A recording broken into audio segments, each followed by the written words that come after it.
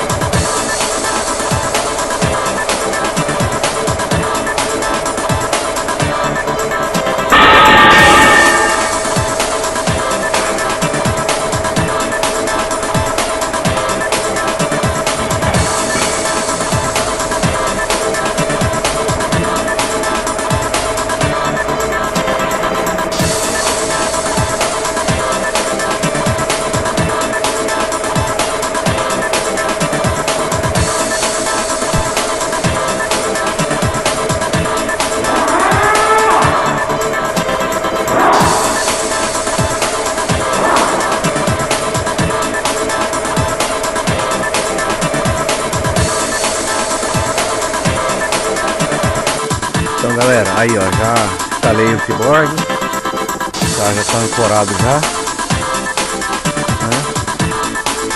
Vou esse painel frontal aqui, né? Tudo ancoradinho. Agora eu vou começar a puxar.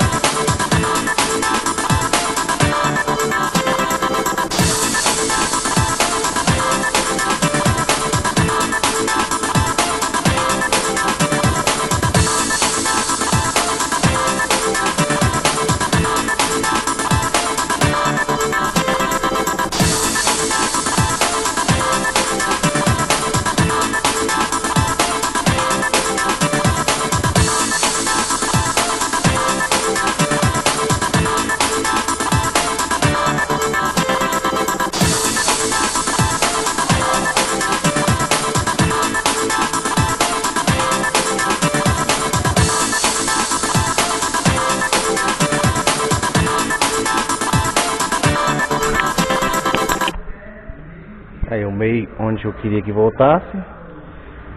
Já voltou 80%. Agora tem que puxar um pouquinho aqui. Puxar um pouco aqui. Tem que ser meio devagar para não desalinhar o carro. Aí. Agora eu vou fechar.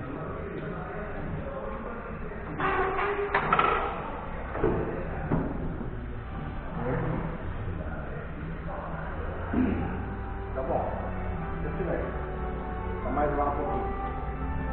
Aí agora vamos mudar.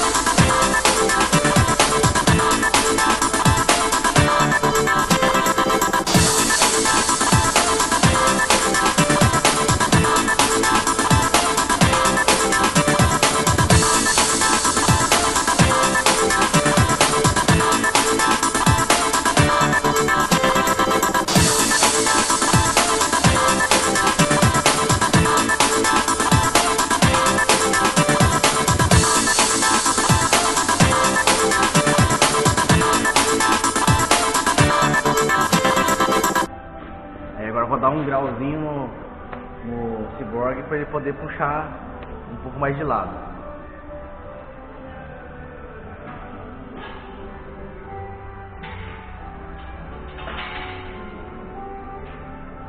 Aí, foi feito o grau.